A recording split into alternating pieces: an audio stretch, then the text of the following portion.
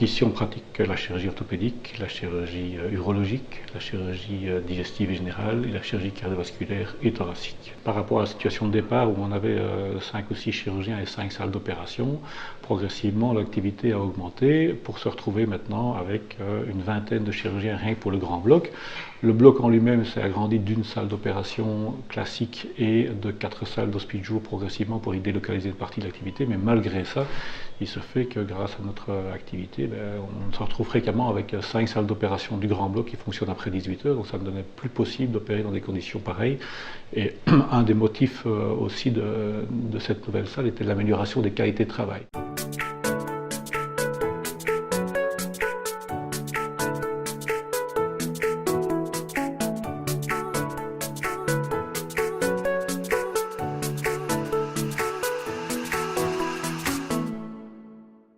La difficulté, c'était la contrainte de localisation des travaux qui sont à l'intérieur d'un bloc opératoire qui jouxte un service de réanimation.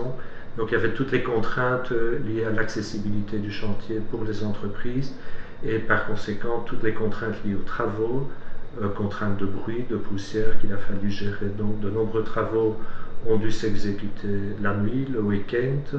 Les entreprises ont réussi à exécuter ces travaux dans un délai de 2 mois, ce qui est un délai assez court et dont nous sommes assez fiers. On était tenu par une date de mise à disposition, on l'a respectée.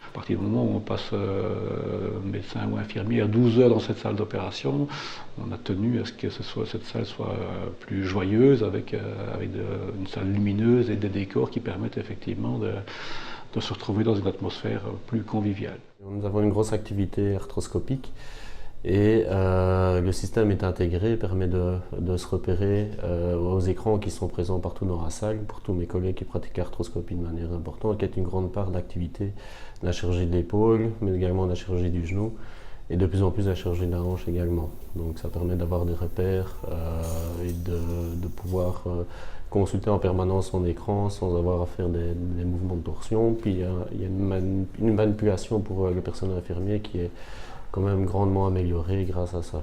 C'est le plaisir de travailler dans cette salle. Il y a de la place, il y a de l'espace, c'est lumineux.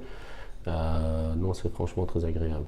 Ça a mis en place une nouvelle dynamique par rapport aux différentes équipes, que ce soit l'équipe infirmière, l'équipe médicale, d'anesthésie, l'équipe logistique également, la stérilisation. Et donc c'est pour nous un véritable challenge cette salle 7. À Saint-Luc, il y a une culture de gestion participative médicale dans les investissements et dans le fonctionnement de la clinique. Et non seulement cette culture se pérennise de génération en génération, mais c'était un outil qui était indispensable pour continuer l'activité telle qu'elle est actuellement et telle qu'elle s'est développée au cours de ces dernières années à Saint-Luc. Il était important que cette salle soit quelque part l'ambassadrice du nouveau quartier opératoire, et non seulement qu'elle soit multimodale, mais qu'elle soit aussi à la pointe de la technologie.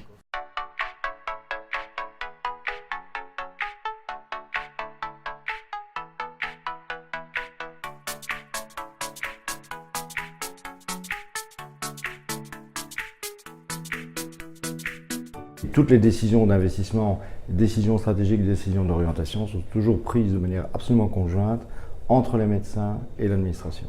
L'enveloppe dont on parle ici pour la salle 7, donc je dirais le projet salle 7, pas uniquement la salle en tant que telle, c'est près de 2 millions d'euros. Je dirais même un peu plus de 2 millions d'euros. Le projet global, c'est un premier module de près de 30 millions d'euros qui a permis de rénover l'ensemble de la tour d'hospitalisation. Et si on prend l'ensemble de tous les travaux qu'il faudrait pour finir Saint-Luc, je dirais à l'état neuf, on parle de près de 50 millions d'euros. Le projet en tant que tel ici est bien un projet participatif entre la communauté médicale et le gestionnaire pour pallier le fait qu'il n'y ait pas de subside. Donc ceci, c'est un projet purement autofinancé.